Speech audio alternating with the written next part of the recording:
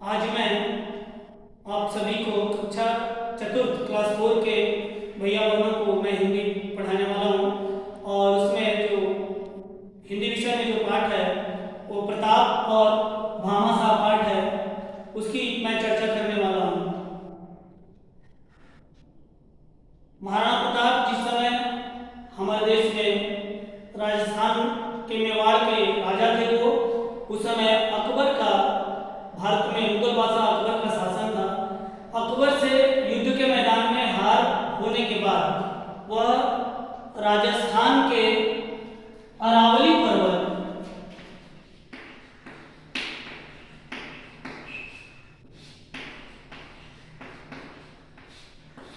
पर्वत के ऊपर छिप करके रह रहे थे और वहां पर अपने वनवासी बंधुओं के साथ रह करके और अकबर से दोबारा फिर से हल्दी घाटी के मैदान में युद्ध करके विजय प्राप्त करके मेवाड़ की धरती को पुनः स्वतंत्र कराने के लिए योजना बना रहे थे। बहुत ही विकट स्थिति थी, किस प्रकार मेवाड़ को पुनः विजय प्राप्त करके और उसको फिर से स्वतंत्र बनाया गया। इसी दिन रात की चिंता में लगे रहते थे महाराणा प्रताप। महाराणा प्रताप ने प्रतिज्ञा कर रखी थी कि जब तक मैं मेवाड़ की धरती को अकबर के चंगुल से मुक्त करा करके और स्वतंत्र नहीं कराऊंगा, तब तक मैं किसी भी बिस्तर पर मैं विश्राम नहीं करूंगा, सोने चांदी के बर्तनों में मैं खाऊंगा नहीं, पलंग पर मैं सोऊंगा नहीं और बाल दाढ़ी भी मैं नहीं बनाऊंगा। इस प्रकार वो अकबर की लड़ाई में पराजित करने के लिए जो योजना बना रहे थे और उस योजना बनाने में काफी परेशानियों का सामना करना पड़ रहा था। उनके पास खाद्य सामग्री नहीं थी, सेना कैसे इकट्ठी हो खड़ी की जाए और अस्त्र शस्त्र कहाँ से खरीदी जाए, भोजन की कहाँ से व्यवस्था होगी। और उस जंगल में रहते रहते एक बार ऐसा हो गया कि 3 दिन से उनके घर में खाना तक नहीं बन पाया और महारानी ने घास की रोटी बनाई कूट करके और महाराणा प्रताप के बच्चों को, एक बेटा और एक बेटी थी उनको खाने के लिए जैसे ही दिए, उस समय जंगली एक पनबिला उधर से जंगल से आई और झपट्टा मार करके और उस महारानी की बेटी के हाथ से वह रोटी छीन करके और भाग गई।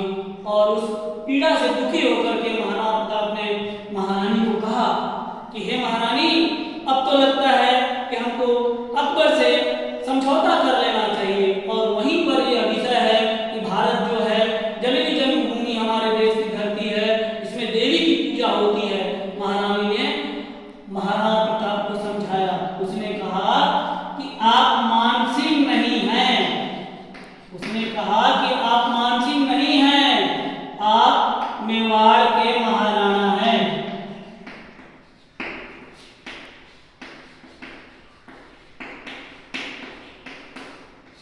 महारानी ने कहा कि आप चित्तौड़ के मेवाड़ के महाराणा हैं, आप मानसिंह नहीं हैं जो अपनी बहन अपनी बेटी को विवाह का संबंध करके अकबर से और उनके यहाँ सम्मान प्राप्त करेंगे। आपको झाला माना को याद करना पड़ेगा। एक जिक्र किया कि झाला माना का भी नाम आया।